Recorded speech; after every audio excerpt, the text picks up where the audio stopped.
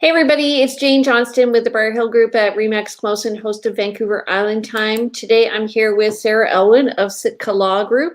She's going to be talking to us about cohabitation, co-ownership, different types of ownership, what types of ownership are most advantageous for people. So welcome, Sarah. Thank you, Jane, for having me. No problem. It's a pleasure. So you've been very helpful to me in real estate for a long time. And I'm just wondering, first of all, when people buy a home as a couple, what's a general type of ownership that they have? Sure. Yeah, that's a great place to start off. So one thing I do want to just sidestep back to quickly is that this is just legal information. This, I have to do this part, that this is not legal advice. One thing, especially when we're talking about this topic, that everyone's situation is so unique. So the kind of documentation and the kind of ownership we're going to talk about today is just, it can vary so widely. So I may be doing some general overview, but there's a lot in the particulars that makes a huge difference. So, even when we're asking for a couple, typically you would see someone in a marriage or marriage-like relationship, they would own property jointly. And so they're called joint tenants. Right. And some of these terms we use they go way back. I mean, we borrow our land title system from the Old English Torrens system, and the joint tenant notion started there. What we mean by a joint tenant is that you jointly own the whole of the property. Mm-hmm. And my favorite metaphor, I'm not sure if anyone's told you this before, but it's when you think about a pie. So if you think about the whole of the property as one pie, whatever flavor, your choice, you jointly own the whole of the pie. So it's not, my half of the pie and my partner's half of the pie. It is the whole thing. So if, unfortunately, if my partner passes away, I get the whole pie. Right. This is not, if my partner ever goes missing, I did not steal the pie.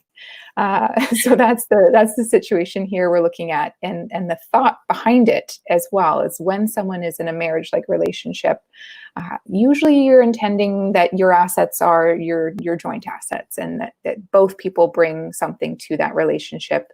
So the same thing goes for property. And the benefit of a joint tenancy is that if someone passes away, the other one can actually just apply to the land title office with a copy of the death certificate and become the sole owner. So you actually don't have to have that asset go through the process of probate, which does inevitably end up saving you some costs there as well. And so this is a discussion I think people need to have with their lawyer before they actually meet the lawyer on the day of, because you'll draw up the papers for the land title office with that in mind, right? So that's one of the questions you're going to ask. Yeah, what we try to do in our office as well is reach out as soon as we can, when we've got all of the instructions, either the contract from you and your office and any associated documents there, as well as the mortgage instructions. With that, we sort of reach out and say, here's some questions we have just to get things started, because the contract has a lot of information, but usually doesn't have their social insurance number, all these little details that we need to confirm. And we usually send out like a quick blurb, just explaining what this is and inviting the client, if they need more explanation, if it doesn't quite make sense, we're happy to have that conversation. And sometimes it ends up being something that changes. And if you're sitting in my office and just we for some reason didn't have the right thing on there, we'll change it. We can make changes. It's not, I know, unfortunately it's in writing, but it's not set in stone. So if we have to switch that over, we can, but earlier is better. Right. Yeah, because it's stressful anyway, right? Getting in there and signing the documentation and all that stuff. What about the other right now? Yeah. So let's say two people buy a home and one wants to live upstairs and one wants to live downstairs. I find this often happens with families. And I always say to the client, you really need to discuss how you're going to get out of this ownership as well. So not only getting into it, it's very easy to get in, it's always harder to get out. So for instance, if you're buying with your parents, what type of ownership would you recommend there, or a friend? So this is where there's a few nuances. So again, when you're saying parents, sometimes people do want to be joint tenants with their parents. And that's where we go into the age of everybody involved. Sometimes parents wants to put their children on, their children are 15. No, absolutely not something that we recommend. For one, a 15-year-old can't enter into a mortgage, so you're a bit limited there. But sometimes that does make sense. So we sort of look at the situation there. When we're talking in general, though, what situation you're thinking of, we call that tenants in common. And so Right. between joint tenants and tenants in common, those are the two terms that we use when we're registering what we call freehold transfer. So a tenant in common, the difference there's a couple. So one is that you don't have to be 50-50. You could be 99 and 1, you could be 37.5, you could be whatever number you come up with within the realm of reasonableness. I think it's five decimal points. So you have to be very confirming with that, but you can split that in any way that makes sense. And the other part is that unlike the whole pie and unlike the joint tenant situation, if you pass away and you own, say you and I own, if you pass away, presumably you don't want me to inherit your half. You have a family, you have children, you would like that to go to them. And so this allows for you to have direct for that piece of property, for your half to go in accordance with your will, rather than just purely through the right of survivorship. Right. So if you and a friend bought and you passed away and you said in your will that it was to go to your children, Mhm. then it would go to your children after That's probate. Yes. And again, you do go through the process of probate. When we're talking about children, it depends again on their age. A lot of times minor children will be held in trust. So that would be as the trustee for them. But exactly, you can decide who you want that to go to.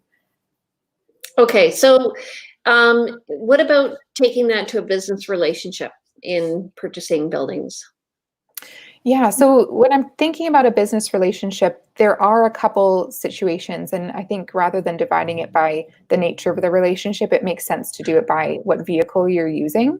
And the two main ways that one could potentially go into business, either as an investment property or that situation you contemplated with, it's a business relationship to have you own upstairs and someone else own downstairs. Right. We would look at personally or through a corporation. And when we're using personally, we're using tenants in common.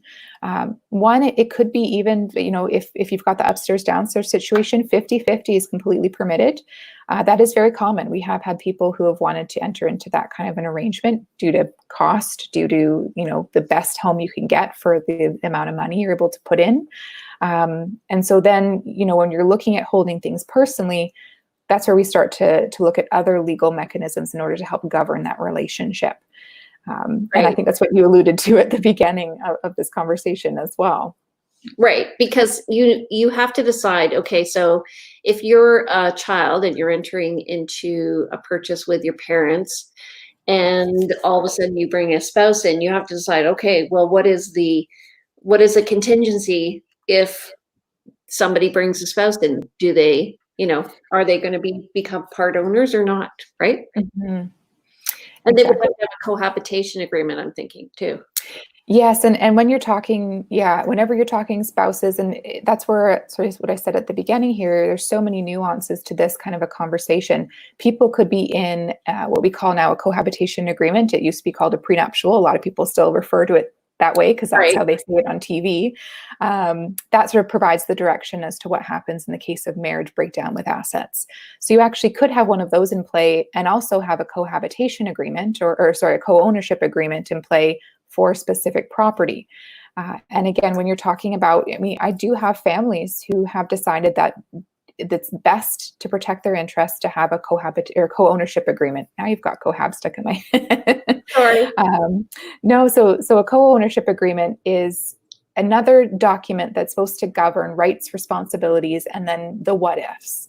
And the advantage of speaking to someone about a co-ownership agreement is that you start to learn all of the things you're not expecting. The bad have side effects. Yeah, in at the beginning of the relationship, it's exciting. We're going to buy this property. I'm going to live upstairs. You're going to live downstairs. Well, turns out I tap dance every Tuesday at 2 a.m. and you don't like that. So there's all those sorts of things that can show up during the course of that relationship, and it's really good to try to cover that off at the beginning. And that document can include all sorts of things from the very day-to-day, like how do we portion property taxes? It's 50-50, but what if upstairs is a lot bigger than downstairs? Should that be split that way? what to do if one person's not actually making payments on the mortgage, into the things where we don't know if they're going to happen. Like maybe one party wants to buy out the other one at one point because now they have the cash and they want to own the whole home. Maybe they want to sell to a third party. What do you do if one party wants to sell and one party doesn't?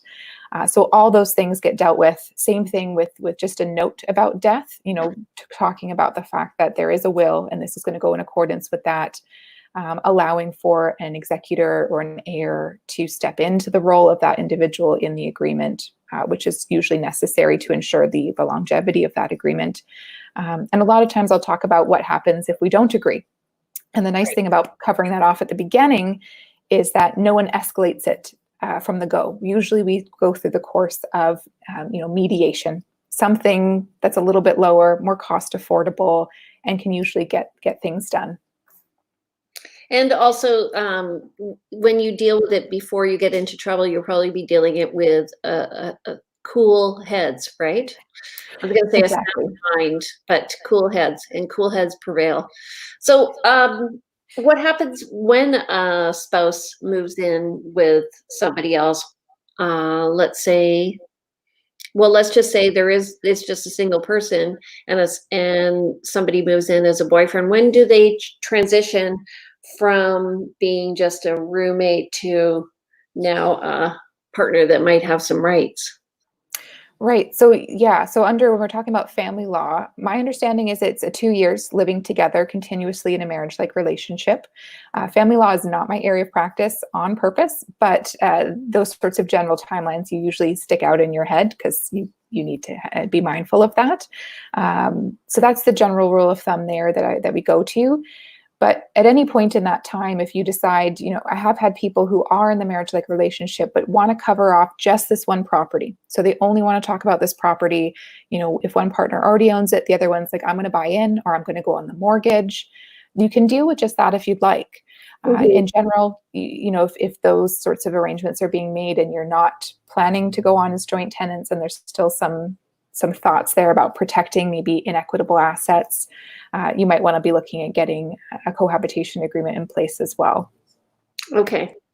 So what about using corporations as an ownership strategy or even a tax strategy?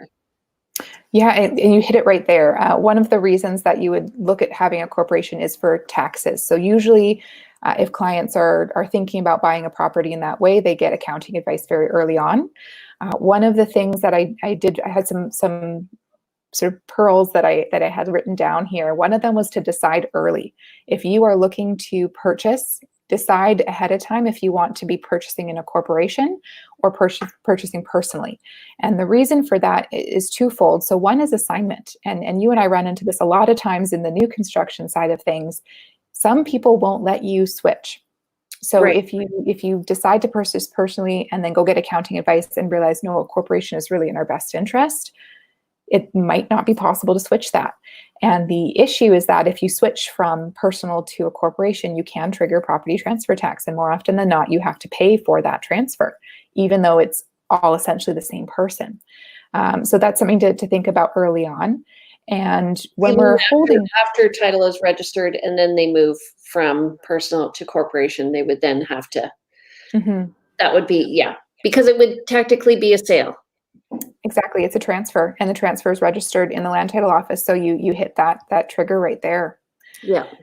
So definitely something to be mindful of upfront. And then, similarly, when we're talking about upfront, with a corporation, you have some options there. You can decide whether you want to have equal shares issued, if you want to have different amounts of shares issued. And those can change behind the scenes as well. You can change your allotment of shares over time. The other document that we recommend when purchasing in a corporate structure is to have a shareholder agreement. Right. So very similar topics to a co-ownership agreement, but it's because you're shareholders of a corporation that owns the property. In that, you can go into even more detail. A shareholder agreement can be much more complex because the corporation can do other things. It doesn't just have to hold property, as long as the articles of the incorporation are aligned with that. Okay, so I have a question from Danielle here. What if I own my house 50-50 with my sister, but she lives elsewhere with her common law partner? So this is something that Danielle and her sister had prior to her sister moving with their common law partner. Does he have claim of part of our house if they break up? It's a good question, Danielle. It is a good question. So and again, there's a lot of layers to that one because, I can speak to a little bit to the jurisdiction of British Columbia with respect to family law, but if they live in a different country or in a different province, that's a totally different piece of legislation. But when we're talking about that, again, it does depend a lot on the triggers, and there are certain provisions of the Family Law Act that do go into that. So it has to do with, was this an asset at the time? Generally speaking, my understanding is there could be some right to the increase in the value on her portion only. But again, that depends on the circumstances. So we'd have to analyze the timeline in which they were together, the timeline that lines up with when the property was owned, and add, just to complicate it even further, the jurisdictional matters. Right. But probably a good idea is just to write the agreement. Get a lawyer. That is always the most straightforward answer. And unfortunately, a lot of people do look at things like co-ownership agreements as, oh, well, that's just, a cost that's unnecessary. Maybe. A lot of the things that specifically a solicitor can help you with are designed to help prevent uncertainty and conflict down the line. So it's sort of an upfront investment, and we don't know, and you can never say exactly how much it could save you in the future, but it could be a huge headache down the line. Okay. So actually that sort of brings to mind something that I touched on before. So if somebody is a US buyer, let's say they're doing tenants in common, so it's a percentage ownership, and there is the speculation tax of 20% here if you're a non-Canadian resident or you don't have a permanent residence card. So what's the deal there? So with regards to the property transfer tax, the additional, so the additional property transfer tax is on any interest that they own. And that is a situation where the Land Title Office, not a lot of people see this because it's actually on the form itself, but they do ask about the citizenship of directors of corporations as well. So the shareholders, where are they from? So, there's really no sneaky way to get around that. The Property Transfer Tax Act very cautiously and carefully approaches this subject because they don't want people just to throw the property in the name of a corporation and say, well, the corporation's incorporated in BC, so we're fine. They do carefully analyze where those individuals who have the interest at the end of the day are from. And that is done based on proportion of ownership. But I would be cautious in there as well. We have had actually some continuing legal education seminars on this issue because a lot of times people register 99-1 in order to minimize property transfer tax. And for foreign buyer, that is considered a form of tax evasion. So again, if you are a non-resident looking to purchase property in British Columbia, I cannot urge you strongly enough to get legal advice early because this is one of those things where it could be a potentially, they double the potential property transfer tax as a penalty. So you want to be very careful with this area of law. And again, they've been very deliberate in that legislation. So caution is the best way to approach there. So you're calling it the property transfer tax, but it's a foreign buyer's tax, really? So there's a couple layers. There's the property transfer tax. They have the additional 20%, right, which is what we were talking about here. There's that speculation and vacancy tax as well. I find a lot of ways to get around that one in the sense that as soon as you rent it for a period of 6 months, I think plus a day, that is dealt with because what they're really trying to avoid there is vacant properties. But the property transfer tax foreign buyer additional 20% is the full way that we describe that one. So yeah, that's the way that we consider that tax. Okay, so we have about 10 minutes left. I'm just wondering if there's anything else that you want to bring up, anything that's happening in your business regarding real estate law, any issues that are arising these days? These days it's all about, I think, correcting misinformation. And one of the things that is always a bit of an issue, and I appreciate the business side of wanting to buy and sell real estate without having to actually physically sign any documentation in front of somebody. I know that a lot of clients end up working with their realtors and can DocuSign the contract, they can DocuSign the mortgage agreement, and then they get to us and they're like, why can't I DocuSign the Form A transfer? Why can't I DocuSign the Form B mortgage? And that's, right now we are, again, I'm always going to go back to it's legislation. We have to deal with the Evidence Act. We have to deal with the Land Title Act and the way that those intersect. And even with the COVID-19 pandemic, the Land Title Office acknowledged that there are some issues with that, but there still are witnessing requirements. And what they don't want to do, and what we always want to protect on, is allow for fraud to start to rise. And of course, there's layers of fraud protection at every level. You get to do FinTrack. We get to do Law Society ID verification and verification. It is a bit of a process there, so we need to be very mindful. And they have been very deliberate in not amending the legislation to make it so that we can have this virtual signing. And in part, it's because there is so many ways to trick this. And we want to make sure that we're able to protect clients, because the last thing we want to do is have a rise in bona fide purchasers who are buying property that doesn't actually belong to the person who's purporting to sell it. Yeah. One of the notary publics I know, what she's been doing is she gets them to sign in the parking lot. There are so many creative solutions, right, that are out there. You're physically distanced away from the car, but also it's the airflow. So the chances of getting contaminated are very low. But yeah, and I had a lovely client, and fortunately for her, our ID on file was up to date, so I didn't have to go through that process again. But we ended up signing outside her house just to be safe, and on the back of a truck. And it was just the best way to go. I'm like, I don't want her to have to come into the office, even though our office is very clean. We've got bleach, we've got gloves, we've got the mask, we've got everything that you could need to make sure that you're protected. But for anyone who's in a high risk category, we, as well as I'm sure countless others, are looking at other opportunities that are available. And I know different offices are taking different approaches, and that everyone's reading this in a different way, and it all comes down to comfort level. But this is the most efficient way that we've managed to work this out.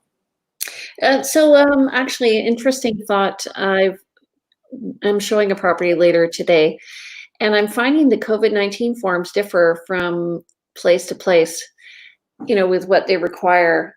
I'm finding that a bit weird. I guess I'm just thinking there should be some standard. Should there not? Is this forms from the brokerages? Yeah. Yeah. I mean, they've probably all gotten separate advice from separate locations for that. It's so hard because this is a constantly changing landscape. It seems like just yesterday that I started working from my living room, but you never know how things are going to end up. And obviously right now we're in that period where we're trying to see if there can be some degree of normalcy opened up. And again, a law firm was deemed an essential business. So we've been operating to make sure that our clients are able to be met with and make sure that their business continues to flow as needed, because we're not going to just drop everybody's sales and purchases off the map here. But it is important to learn how to adapt and overcome at this point in time. And we don't know what it's going to look like moving forward. Yeah, well, I think it's going to change. I think we are in the new normal. We're certainly close to it. I know in real estate, most of everything is done virtually, and the viewings, when they happen, are very warm viewing because people have already previewed the video. You're right, though. I do worry about fraud with buyers and sellers, and we have to be careful as realtors when we're meeting people to verify their ID. So it's all done, as well as we can. And I think the innovation is. I wonder actually for open houses if they're going to be changed now to be totally virtual, because they make sense. So we'll see about that. Okay, well, thank you so much for joining us. And if you guys have any other questions regarding law, Sarah would be glad to answer. Sarah is with Sitka Law Group, and you can reach her at 778-265-2677 or sitkalaw.ca. And where are you located on Shelburne? We're at the intersection of Shelburne and Cedar Hill Crossroad, just above the Coast Capitol in the corner there.